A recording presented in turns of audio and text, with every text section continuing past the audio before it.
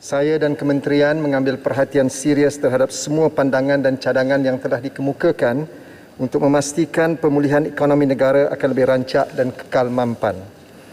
Yang Berhormat Pekan bertanyakan tentang usaha-usaha kerajaan dalam menyokong industri kenderaan elektrik ataupun EV.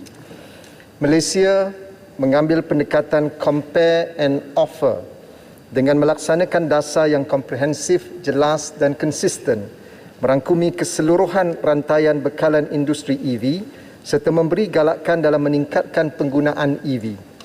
Manakala pesaing serantau memberi tumpuan insentif hanya kepada OEM. Dasar Otomotif Nasional telah menggariskan inisiatif khusus bagi memperkukuh ekosistem EV seperti pembuatan komponen kritikal, penetapan standard dan menggalakkan aktiviti research, development, commercialization and innovation untuk membangunkan teknologi tempatan. Pada masa ini, kerajaan menawarkan insentif dalam bentuk pengecualian cukai langsung dan tidak langsung bagi aktiviti pemasangan dan penghilangan kenderaan EV, pembuatan komponen serta pembangunan ekosistem seperti fasiliti pengecasan. Antara insentif yang dinikmati oleh OEM adalah taraf perintis, allowance cukai pelaburan serta pengecualian duty import dan excise. Melangkah ke hadapan bagi mempertingkatkan pelaburan dan permintaan dalam industri EV, kerajaan sedang mengenal pasti strategi baru yang melibatkan penawaran pakej insentif yang merangkumi insentif untuk menggalakkan penggunaan EV oleh rakyat tempatan. Usaha ini adalah sejajar dengan dasar pelaburan baru negara berlandaskan aspirasi pelaburan nasional atau NIA yang memberi fokus kepada usaha untuk menarik pelaburan yang mempunyai tahap kompleksiti ekonomi yang tinggi dan berteknologi maju serta memenuhi kerangka ESG. Kementerian sedang memperhalusi cadangan pakej insentif untuk menggalakkan penggunaan EV yang antara lain pengecualian cukai jalan, pengecualian cukai pendapatan kepada individu yang memasang stesen pengecas EV dan juga insentif kepada pembeli EV melalui pelepasan cukai pendapatan. Malaysia telah berjaya menarik pelaburan daripada SK Nexilis, Republik Korea bernilai 4.3 bilion ringgit untuk mengeluarkan kerajang tembaga atau dengan izin Electro Deposited Copper Foil yang digunakan bagi penghasilan bateri EV. Industri ini dibangunkan di negeri Sabah yang akan membuka peluang pekerjaan baru yang berteknologi dan berkemahiran tinggi. Pelaburan SK Nexilis ini merupakan yang pertama di luar Republik Korea dan ini membuktikan keyakinan pelabur asing terhadap Malaysia sebagai destinasi pelaburan yang unggul dalam industri EV. Semua inisiatif ini dilihat mampu menyumbang ke arah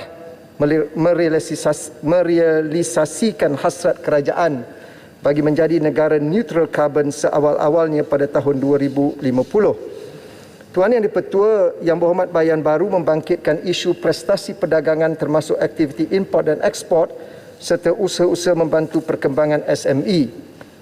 Untuk makluman Dewan Yang Mulia ini, Menteri, salah satu fokus kerajaan dalam memulihkan ekonomi negara adalah pelaksanaan dasar-dasar perdagangan dan pelaburan yang terbuka, telus serta mesra perniagaan, termasuk meratifikasikan RCEP. Speaker, penjelasan. Saya habiskan para ini.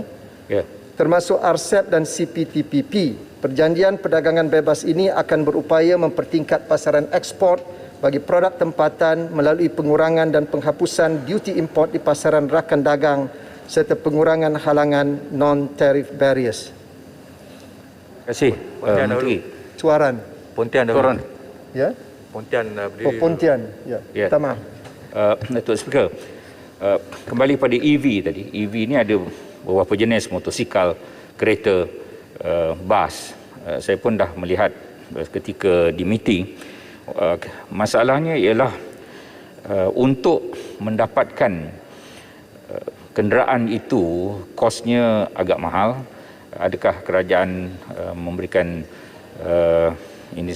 insentif tertentu bagi pengeluaran kereta EV misalnya dengan harga yang kompetitif, dan kemudian setakat manakah jumlah-jumlah yang digunakan di negara kita ini, adakah Kementerian puas hati terhadap jumlah-jumlahnya dan bila agaknya kita boleh mencapai KPI yang tertentu supaya rendah karbon dan sebagainya jika penggunaannya terlalu terhad dan tempat mengecasnya juga terlalu terhad. Terima kasih. Terima kasih Yang Berhormat Puan Tian. Saya telah berkongsi sebentar tadi bahawa Kementerian sedang mengenal pasti strategi baru termasuk penawaran insentif bukan sahaja pengeluaran EV tetapi juga menggalakkan penggunaan EV di kalangan rakyat tempatan dengan insentif-insentif yang telah saya cerahkan tadi. Walau bagaimanapun perkara ini sedang dalam pemerhatian Kementerian Keuangan dan kita berharap perkara-perkara ini dapat diberikan pertimbangan yang sewajarnya untuk menjayakan usaha ini.